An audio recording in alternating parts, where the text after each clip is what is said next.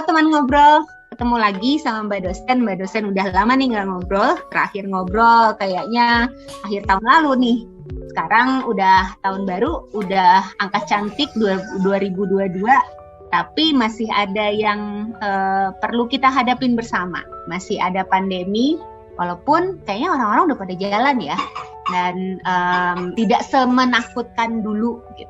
Sesuatu yang sudah lebih dikenal kan katanya tak kenal maka tak sayang, tapi jangan disayang juga ya pandemi.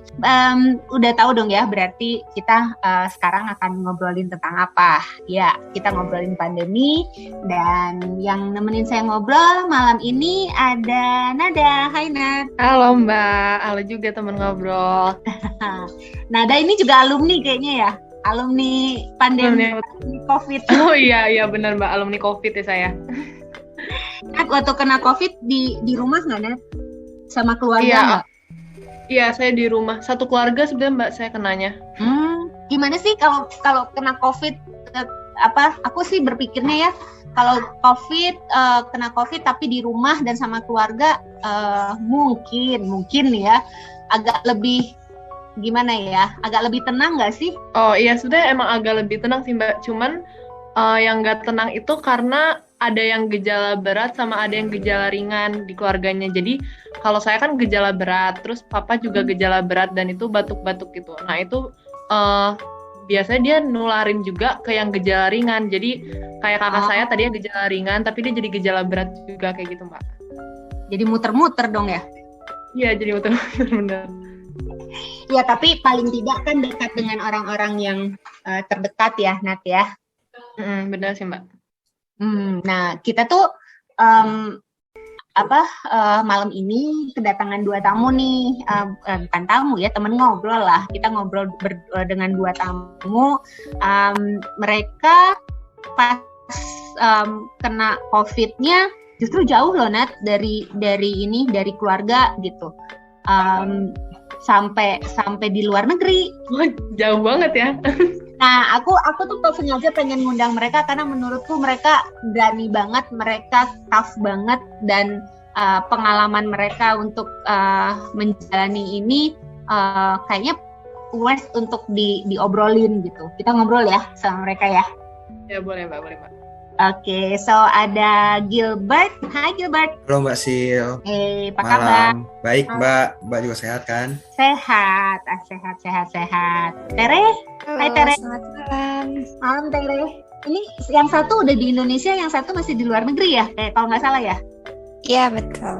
Iya betul Mbak. Oke, Gilbert udah di Indonesia lagi, sementara Tere masih di Thailand ya Teh? Iya betul Mbak, di Thailand. Oke, nah teman ngobrol ini mereka dua-duanya alumni COVID juga. Nah kita pengen dengar nih apa sih bagaimana pengalamannya dan bagaimana mereka menjalaninya sehingga survive, dalam tanda kutip survive. Oke, aku pengen tanya dulu, Gilbert waktu itu gimana sih proses tiba-tiba akhirnya ketahuan terinfeksi kayak gitu, gimana ceritanya? Jadi kalau aku tuh waktu itu kan aku kenanya itu di UK ya, di Scotland. Nah terus waktu itu tuh memang di UK itu kasus COVID tuh lagi naik banget, lagi tinggi banget, dan itu tuh lagi rame banget di Eropa juga. Dan waktu itu kayak orang tua juga sama keluarga udah bilang hati-hati karena di Eropa kalau dilihat lagi tinggi kasus COVID-nya. Terus waktu itu nggak beruntungnya banget itu tuh kejadiannya seminggu sebelum harusnya aku sama teman-teman aku tuh pulang lagi ke Indonesia gitu, pulang ke Indonesia. Bahkan udah booking karantina 10 hari, terus udah ada tiket pesawatnya. Terus 6 hari sebelum tanggal pulang itu, teman aku tuh, jadi kan aku kesana tuh ada 18 orang ya, satu kelompok kami itu. Nah terus waktu itu ada 4 orang yang kena COVID duluan, mereka ngabarin gitu di grup, sorry aku kena COVID nih, ini. Terus banyak juga yang jawab kan, yang 3 orang lainnya, iya aku juga kena COVID. Di tesnya positif, LFT-nya itu lateral flow testnya. Terus waktu itu kayak aku mikir, waktu itu kan kami kelompok itu kan juga udah sering main bareng gitu kan, dekat-dekat terus, kebetulan belakangan itu kan kayak waduh ini kayaknya bisa kena juga nih gitu kan. Terus jadi semuanya tuh pada tes juga, tes COVID, nggak taunya beneran pelan-pelan tuh satu persatu udah mulai positif gitu Mbak. Jadi kayak lagi rame COVID di negara sana, terus jadi ketular juga dari teman-teman yang bareng-bareng kesana juga Mbak untuk COVID-nya gitu sih Mbak. Berarti udah terakhir ya. Harusnya berapa lama? Dari berapa lama di situ stay-nya? Oh harusnya itu aku stay di sana itu selama 2,5 bulan ya Mbak. Jadinya dan kenanya pas di akhir. Iya bener-bener pas seminggu sebelum kepulangan Mbak. Wow. Kena COVID-nya. Oke. Jadi bener-bener kacau. Tapi udah sempat menikmati dong. Udah. Okay. Karena menikmati itu akhirnya jadi COVID. Dia ngaku deh. Kalau Gilbert di akhir, kalau Tere gimana? Akhir juga? Iya, aku justru di awal. Jadi setelah karantina kedatangan, kan itu di karantina dulu 10 hari. Terus kita setelahnya langsung pada seneng kan, jalan-jalan ke sana ke sini. Tiba-tiba pada positif gitu. Jadi awalnya tuh sebenarnya nggak berasa. Tapi kemudian ada roommate aku yang dia demam kan tiba-tiba. Jadi aku saranin buat tes antigen yang test kit mandiri gitu. Ternyata dia positif. Jadi pihak universitas ini langsung ngebagiin test kit buat kita semua. Dan semuanya dites, ternyata ada 3 yang positif. Gitu sih Mbak. Udah sempat kegiatan utamanya udah sempat dimulai waktu itu atau belum? Untuk kegiatan belajar mengajarnya udah, tapi dilaksanakannya kan secara online. Paling kita sempat ada acara kayak welcome party gitu sih, tapi untungnya pas welcome party itu belum ada yang positif. Oke. Aku mau nanya sesuatu deh, karena aku belum pernah kena ya, mudah-mudahan tidak gitu. Tapi keluargaku ada yang pernah gitu, dan merasakanlah yang dulu-dulu tuh mungkin yang awal-awal gitu ya, ketika orang belum terlalu tahu dengan COVID gitu, yang social pressure gitu loh. Bahwa misalnya dari tetangga gitu, bahwa wah ini keluarga ini lagi positif, nggak boleh kemana-mana, terus ya memang sih nggak boleh kemana-mana gitu ya, tapi the way people look at us gitu kan rada beda gitu ya. Nah waktu kalian positif gitu ya, jujur-jujuran nih, ada nggak sih perasaan kayak aduh kenapa sih gitu, atau aduh gue nggak enak nih gue nularin orang? Nah, yang mana tuh, yang ada nggak perasaan itu? Salah satu dari perasaan itu ada nggak? Atau kalau dua-duanya ada, yang mana yang lebih besar gitu? Kalau dari aku sih ya Mbak, waktu itu jadi sebenarnya itu dari 18 itu ada 6 orang yang nggak COVID ya Mbak. Terus di flat aku tuh kan berempat. Terus yang di flat aku tuh yang kena itu cuman aku sendiri. Yang 3 itu awalnya tuh nggak COVID. Nah jadi di flat yang lain tuh jadi ada satu flat dia nggak COVID, nggak ada yang COVID satu orang pun. Dia berempat itu tetap pulang on time Mbak, tetap pulang di tanggal 18 itu, mereka berempat pulang duluan. Nah terus jadinya aku ya gimana, kayak social pressure kayak Mbak tadi bilang itu, aku jadi mikir aduh jadi beban nih. Aku sampai bilang ke teman-teman aku yang satu flat tuh, aduh sorry banget gitu. Jadi nggak enak banget lah itu Mbak rasanya, karena jadi gara-gara aku mereka nggak pulang gitu kan. Terus mereka malah baik masakin aku gitu waktu aku COVID, waktu aku isolasi. Ya gitu sih paling social pressure-nya. Tapi mereka ya istilahnya ya udah gitu, justru ikut bantu gitu-gitu ya Gilbert ya. Iya, mereka tetap ikut bantu sih Mbak, masakin segala macam. Aku nitip apa ke supermarket, beliin buah atau apa, mereka beliin gitu sih Mbak. Iya sih. Berarti justru ketika jauh dari Indonesia malah saling bantu gitu ya. Mungkin juga ya udahlah ya gitu kan ya. Iya, mereka juga udah pasrah ya jadinya. Ya kekeluargaannya kerasa sih Mbak waktu itu kerombongan itu. Ya, kita juga ngerasa kok biasanya kalau teman-teman ada yang teman ngobrol, ada yang sempat keluar negeri gitu ya, nggak tahu kadang-kadang merantau itu kan berada jauh dari keluarga di luar negeri, kalau ketemu bangsa sendiri tuh solidaritasnya menjadi sangat tinggi gitu. Bener Mbak, jadi kayak usaha untuk survive juga bareng-bareng jadinya. jadi punya Iya, rasa kepemilikan juga. iya, betul. Saya mau nanya ke Kak Gilbert, itu kan berarti tadinya kan kenanya 1 minggu sebelum pulang kan? Nah itu berarti nambah karantina berapa lama? Karena kan pulangnya jadi lama lagi kan? Iya, pulangnya jadi lama. Jadi waktu itu kenanya itu nggak langsung di seminggu sebelum pulangan itu semuanya nggak langsung kena. Jadi kayak seminggu setelahnya baru ada yang kena lagi, baru ada yang positif lagi. Jadi pulangnya itu juga semakin mundur lagi terus. Bahkan waktu aku jadi pulangnya itu sampai pas malam tahun baru tanggal 31 aku baru pulang. Oh berarti pas udah dites hasilnya negatif, terus langsung ngabarin berarti langsung balik gitu ya? Waktu itu sih udah nembak tanggal duluan sih sebenarnya sebelum hasil negatif. Udah nembak tanggal duluan, tanggal 31 nih ya gitu. Udah paling maksimal, udah lumayan lama sih itu. Dan itu pun masih banyak yang pas PCR kepulangan katanya masih positif, itu nggak jadi pulang lagi gitu. Oh jadi ada teman-teman yang tinggal ya Gilbert ya? Ada, bahkan ada yang sampai tanggal 8-9 Januari gitu baru pulang. Oke. Iya. Sendiri. Kalau Tere gimana Tere? Rasaannya kurang lebih sama sih kayak Gilbert, merasa bersalah gitu, takut nularin orang-orang, apalagi 2 hari sebelumnya tuh aku sempat ketemu sama local students tuh kan, dan kita tuh makan bareng gitu, minum kayak di cafe gitu. Nah, mereka sebenarnya kayak bilang udah nggak apa-apa biasa aja, tapi aku tuh kayak malah minta maaf terus karena takut banget tiba-tiba mereka positif gitu sih. I see. Iya, berarti yang lebih berat rasa bersalah. Sempat ini nggak sih? Sempat kesel nggak sih? Aduh, gue mau pulang gitu. Sempat nggak ada rasa itu? Kalau aku kerasa banget sih Mbak. Waktu itu aku kan mikir ini kan pulang tanggal 18 ditambah karantina 10 hari. Ya tanggal 28, 29 lah udah balik lagi ke Lampung gitu kan, ketemu keluarga.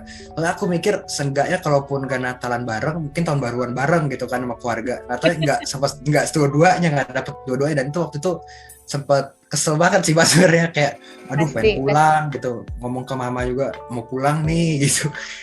Tapi ya gimana gitu kan.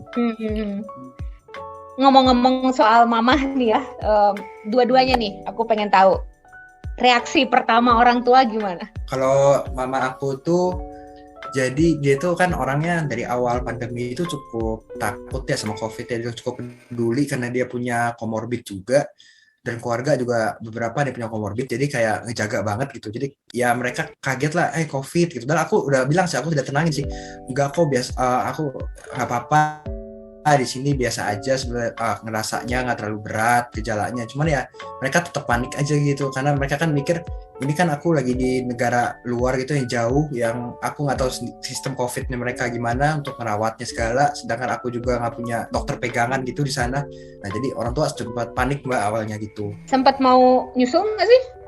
Enggak sih Mbak, soalnya mikir kesana juga ada karantina 10 harinya lagi, nyampe sana cari penyakit sendiri lagi juga, jadi menyusul. Ya betul.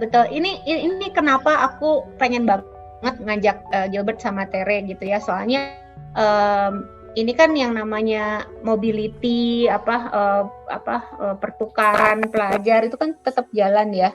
Dan ya kadang-kadang kan orang tua kalau udah jauh gitu kan khawatir gitu kan ya. Nah, cuman kan ya kalau dalam kondisi seperti ini kan kesana pun belum tentu ada bisa ngapa-ngapain kan ya? Benar Mbak. Iya. Kalau Tere gimana Tere? Reaksi orang tua? Kalimat pertama yang aku ucapin itu, Ma jangan panik, biar tenang dulu. Terus terus aku kabarin kalau aku positif. Ya tentunya jadi kepikiran, tapi karena kebetulan aku di sini tuh dirawatnya di rumah sakit, jadi mungkin lebih tenang kali ya, karena di rumah sakit gitu udah banyak dokter dan susternya yang merhatiin gitu sih. Oh iya, Tere di rumah sakit ya. Kalau Gilbert kalau nggak salah enggak kan? Enggak Mbak, rata-rata kalau di sana tuh memang karantina mandiri di flat aja gitu. Enggak apa itu ngaruh nggak sih? Nggak ini kamunya nggak ngerasa bahwa aduh nanti kenapa gitu? Nah untung aku waktu itu nggak panik sih Mbak, nggak terlalu panikan begitu, jadi bawa santai aja sih Mbak, karena sambil kadang ngobrol bareng sama teman-teman yang lain, teleponan gitu ya, sama-sama COVID, jadi saling ngobrol aja supaya nggak mikirin aduh COVID nih gitu. Jadi ya santai aja sih Mbak waktu itu. Ayo kita coba banding-bandingin ya, Gilbert kondisi terparahnya seperti apa, Tere seperti apa dan kenapa Tere ke rumah sakit, Gilbert enggak gitu ya? Karena ini negaranya di Eropa, satu nggak boleh Eropa ya kalau Inggris ya.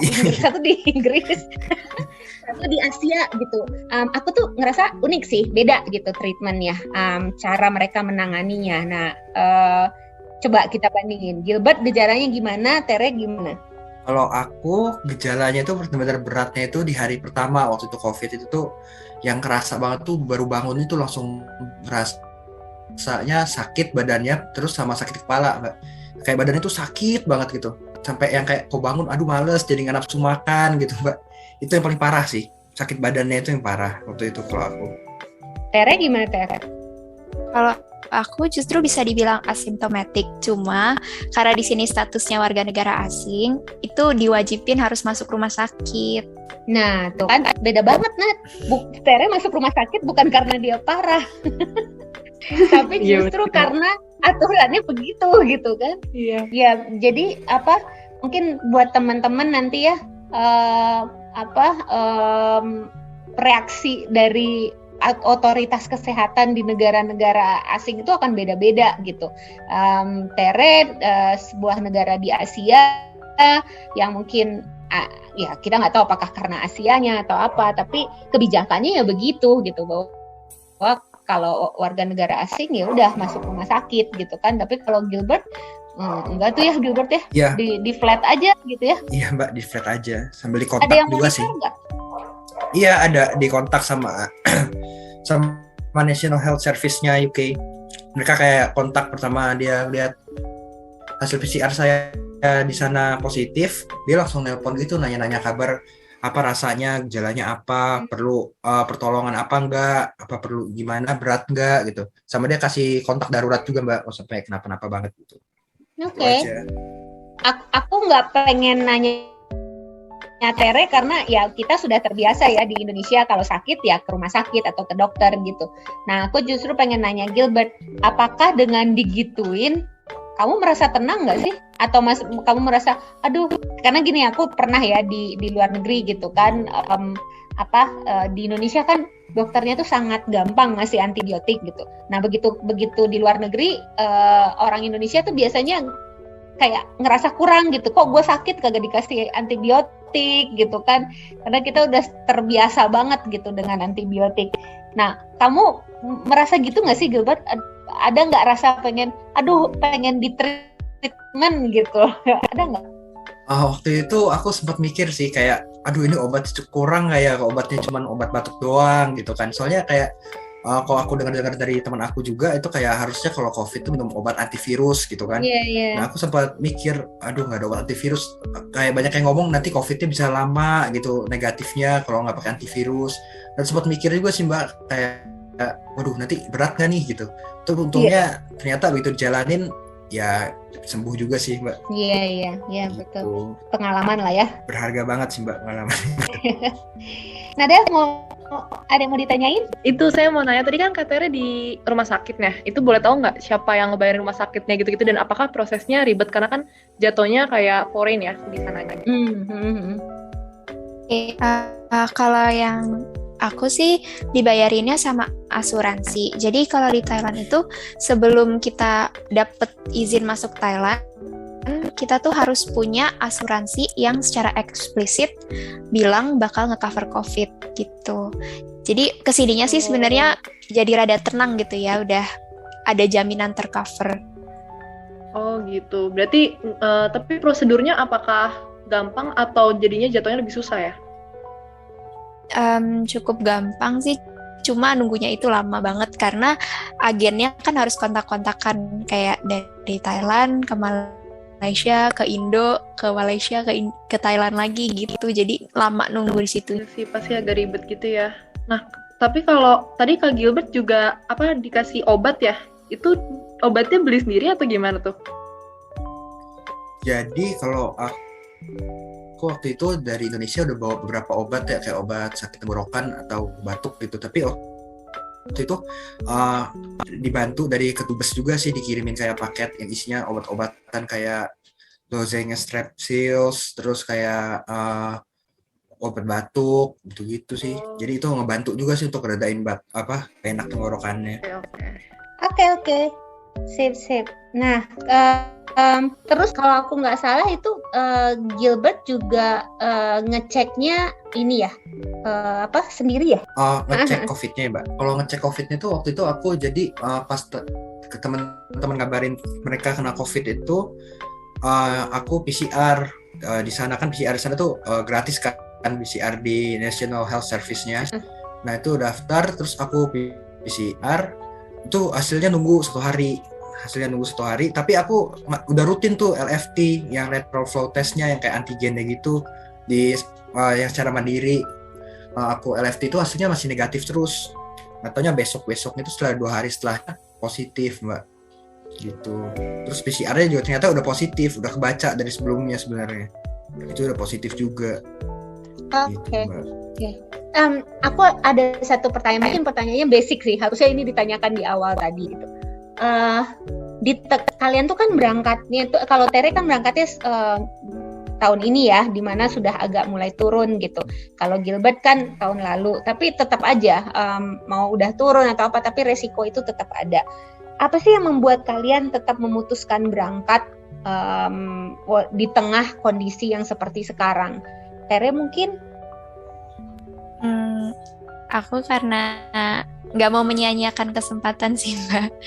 Maksudnya kebetulan ini aku dapet beasiswa gitu ya, jadi udah perjuangan gitu. Jadi kalau misalnya nggak jadi berangkat itu rasanya sayang banget. Tapi pernah sempat antisipasi nggak sih, misalnya ya ada risiko ini yang menunggu, nanti saya akan yang akan saya lakukan untuk mencegah, atau pas kalau kena gimana, itu sempat antisipasi nggak? Ya, sempat antisipasi, terus persiapan juga, udah plan juga kalau misalnya amit-amit kena gimana gitu, sama orang tua juga ngasih wejangan-wejangan.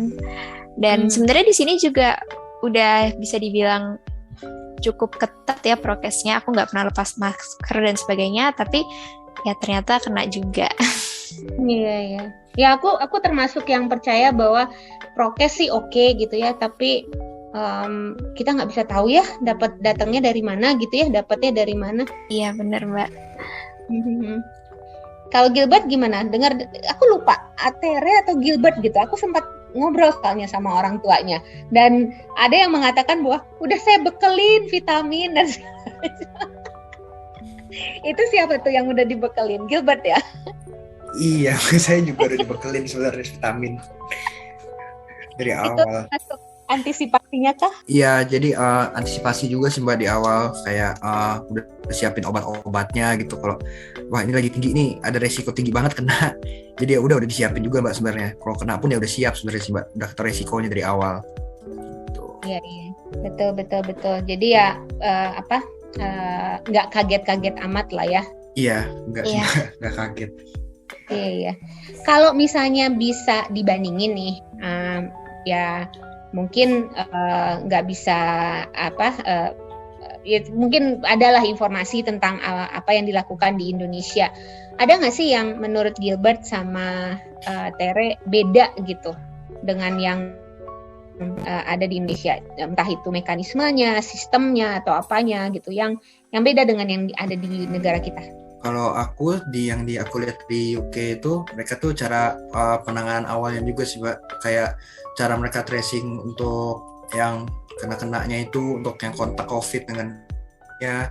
Terus kayak tes COVID di sana itu beneran kayak terjamin gitu. Mungkin kok orang di sini kadang malas tes COVID, mikirnya aduh males bayar gitu. Kalau di sana itu benar-benar dijamin banget sih, Mbak. Kayak PCR tinggal daftar, gratis, datang, selesai. Terus lateral flow test antigen juga tinggal ngambil di farmasi yang terdekat, langsung dikasih gitu. Kayak semuanya aksesnya untuk tes COVID itu benar-benar gampang. Jadi makanya angka tes mereka itu juga tinggi di sana. Terus kalau menurut aku, kalau di sana tracing itu juga bagus, karena mereka juga kayak kalau misalkan aku kena COVID nih, aku ditanya juga, kamu ada kontak sama siapa enggak gitu. Langsung ditanya kontaknya itu. Nah itu kontak yang close contact sama yang udah pernah kena COVID itu langsung kontak juga sama NHS-nya gitu, kayak tolong kamu isolasi juga ya gitu, soalnya kamu habis close contact sama orang yang lagi kena COVID. Itu menurut aku mereka lebih bagus di situnya sih Mbak, bener-bener ke tracking banget. Iya, jadi benar-benar trackingnya itu benar-benar dilakukan gitu ya? Iya, banget Mbak. Kalau Tere apa nih? Kalau dari pengamatan sejauh ini? Kurang lebih sama sih Mbak, sama Indonesia. Oh, oke. Justru mirip ya? Iya, mirip. Nah, kalau Tere mirip, kalau Gilbert tadi kan yang lebih bagusnya di UK. Ada nggak yang lebih jeleknya di UK? Kalau aku ngelihatnya lebih jeleknya itu peraturan protokol kesehatannya sih Mbak dibandingin Indonesia. Orang Indonesia itu kalau aku lihat di luar itu masih pakai masker gitu Mbak, cukup lebih taat daripada di sana. Kalau di sana tuh bener-bener kerumunan itu udah nggak dipedulin lagi, dan mereka lepas-lepas aja udah kayak biasa aja di sana itu Mbak sebenarnya. Sejujurnya di sana udah bebas. Oke, berarti mereka pencegahannya justru nggak ketat ya? Iya, pencegahan di situ nggak ketat Mbak. Tapi tindakan oke gitu ya? Tindakannya oke. Oke. Sip. Nah, ini kan kita juga siapa tahu teman-teman yang dengar ini ada yang lagi berencana untuk ke luar negeri, entah itu dalam waktu singkat, maksudnya untuk waktu yang singkat atau untuk waktu yang cukup lama gitu. Ada saran nggak sih dari kalian gitu, khusus terkait COVID ini? Kalau menurut aku sih, kalau kayak kalian mau belajar juga untuk dalam kelompok juga kayak aku gitu kesananya, menurut aku yang jelas kalian tuh harus tahu kontak darurat juga sampai di sana. Kalau sampai kena COVID harus gimana, langkah-langkahnya ngapain, harus kontak kemana dulu gitu kan. Dan setiap negara-negara itu kebijakannya beda-beda, jadi harus tahu juga gitu kalau negara ini gimana langkahnya. Terus sama jangan panik sih yang terutama, soalnya kalau panik tuh benar-benar bikin kita ngeluarin bad decision banget untuk nyelesain masalahnya gitu kan. Terus dari Indonesia juga kalau bisa sediain obat dulu sesuai gejalanya, jadi kayak obat panas, obat demam gitu itu harus benar-benar sediain banget sih, karena kalau mereka di sana mungkin bisa lebih susah nyari obatnya gitu. Karena nggak kenal ya? Iya bener. Termasuk badannya nggak kenal sama obat. Iya, makanya bisa beda-beda juga kan obatnya, gak kebiasa gitu. Betul. Ya, saya ingat Panadol di Indonesia sama Panadol di Australia belum tentu sama efeknya ke badan saya gitu. Iya, kayak Strepsil saja di Indonesia kan jadinya kayak permen biasa Mbak sebenarnya Mbak. Kalau di sana itu benar-benar obat lozenges gitu. Betul. Strepsil itu kalau di luar negeri tuh termasuk obat yang diresepin kan kalau nggak salah? Iya, bener Mbak, bener. Itu obat jadi batuk kayak beneran. Ada semacam ediktif atau apanya gitu. Kalau di kita kan di warung juga ada meren. Iya, bebas banget Strepsil, semua orang juga makan Strepsil. Betul, setuju banget. Tere gimana Teh? Mungkin untuk yang nanti bakal berangkat, kan tempat-tempat ramai bakal mulai dibuka. Just because udah dibuka bukan berarti kita harus ke sana gitu. Jadi tetap jaga prokesnya sih, jangan lengah. Bukan berarti harus ngurung diri kan, Ter? Iya, nikmatin boleh tapi tetap harus prokes. Aku kalau denger Tere tuh kok kayaknya adem banget ya, Nat. Suaranya kayak lembut gitu ya, Mbak ya. Jadi aku merasa yakin banget. Jadi pokoknya kayaknya kalau abis denger Tere ngomong gitu, aku besok beli tiket aja pokoknya. Jadi nggak usah takut nih ya. Aku tuh terus terang ya, Tere ya sama Gilbert. Aku tuh ada undangan untuk keluar negeri bulan depan gitu. Tapi mikir-mikir banget, tau nggak?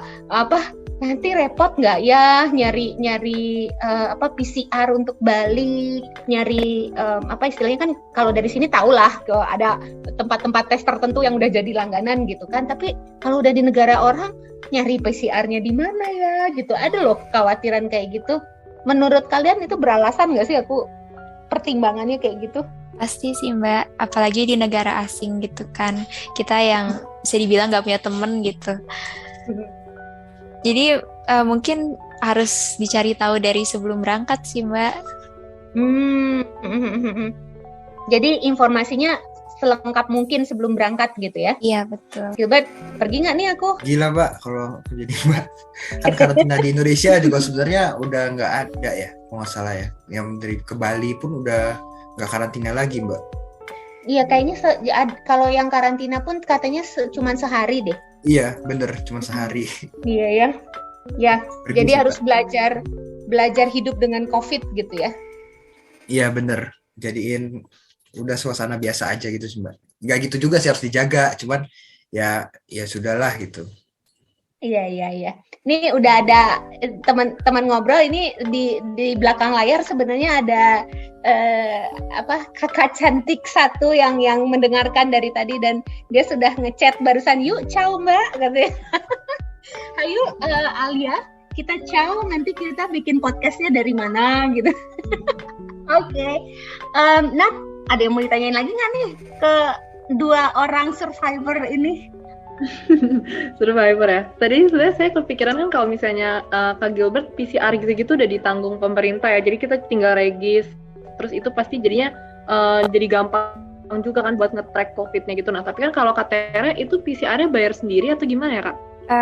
Untuk PCR-nya sebagian ditanggung sama asuransi, sebagian ditanggung sendiri, sama ada juga bantuan dari universitas ini sih. Tapi berarti lumayan juga ya kalau misalnya PCR-nya ditanggung sendiri ya? Iya betul, dan PCR di luar negeri tuh kadang belum semurah PCR di Indonesia. Oh ya? Berapa sih? Iya, kalau di sini masih hampir 1 juta sih Mbak. Wow. Masih harga mahal, iya. Mahal banget. Oh, oke. Berarti kita tuh sebenarnya nggak boleh ngamuk-ngamuk ya sama pemerintah kita ya. Kita tuh PCR sekarang udah cuman berapa sih? 200. 300. Ada yang di bawah 300 loh. Ada yang 250. Berarti kita harus bersyukur ternyata di negara lain yang ya mirip-mirip lah kondisinya sama kita masih tinggi harganya. So, we have to be careful. Wah, ini saya dicap nih kayaknya supporter. Nggak kok. Aku beneran deh kalau udah kayak gitu tuh ya, ya inilah gunanya kita misalnya ke luar negeri atau dengar cerita-cerita kayak gini gitu. Selain belajar dari rekan-rekan kita yang di luar, tapi juga kita bisa bersyukur gitu dengan apa yang kita punya di sini gitu. Ya, nah ini ada pertanyaan titipan nih dari perempuan di belakang layar. Teman-teman, kalau misalnya ya anggaplah ya kita nggak bisa ini ya, nggak bisa mengatur takdir atau apalah ya gitu ya. Cuman if you could turn back time gitu ya, ada nggak sih yang teman-teman pengen aduh coba kalau gue nggak ngelakuin itu, atau coba gue nggak begini gitu, atau sempat nggak sih nyeselin berangkat? Kalau aku enggak sih, karena di satu sisi jadi belajar juga sistem kesehatan di luar negeri itu gimana. Tapi yang disayangkan adalah waktunya kebuang, karena di sini kan cuma beberapa bulan, tapi 10 hari kebuang itu sayang banget. Ada sesuatu yang Tere pernah kepikir nggak, misalnya, aduh coba waktu itu saya nggak gini gitu, ada nggak? Nggak sih, Mbak. Everything happens for a reason. Tuh kan, Nat? Iya, keren. Bener. Kalau hidup damai. Iya, Mbak. Gilbert, gimana Gilbert?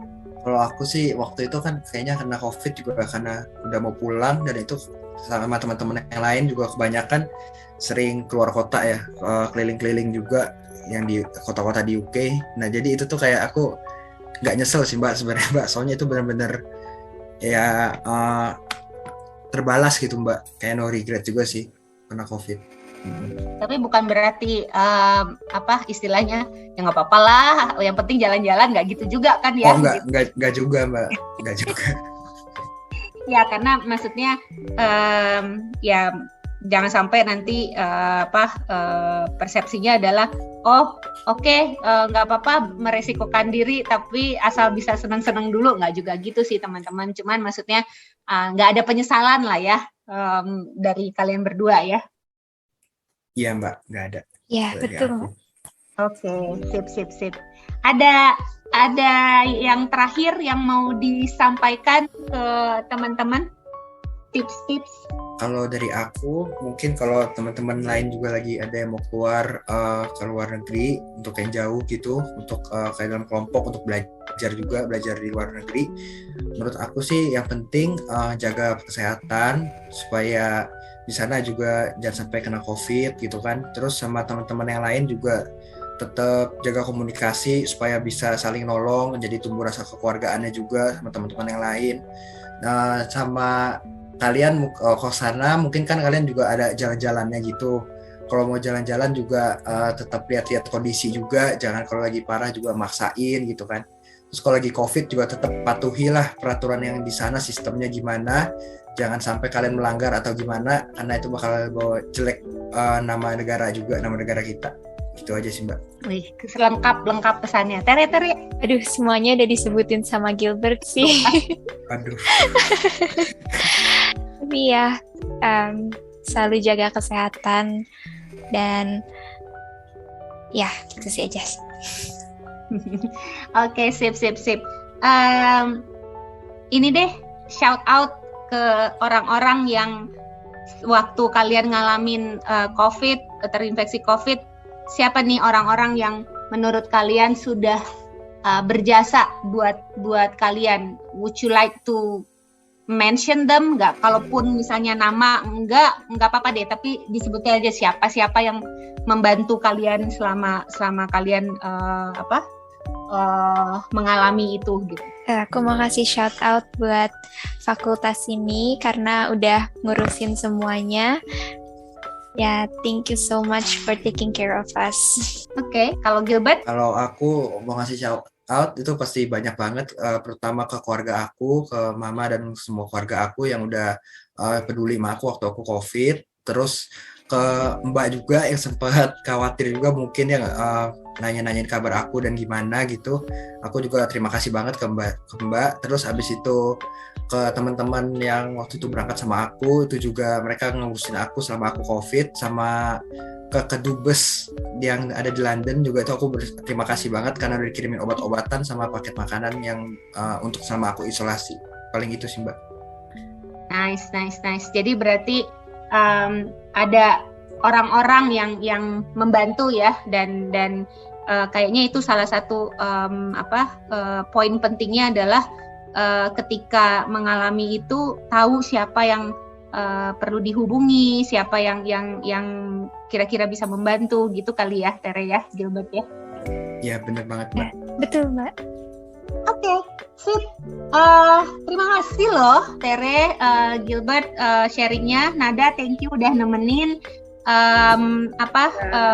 Ini kita ngobrol tentang teman-teman yang terinfeksi COVID ketika berada di luar negeri, tapi kita semua tahu bahwa COVID bisa muncul dimanapun, kita bisa terinfeksi dari siapapun dengan cara apapun. Bahkan ada teman-teman yang udah berbulan-bulan di luar negeri, kena COVID-nya waktu udah di tanah air gitu kan.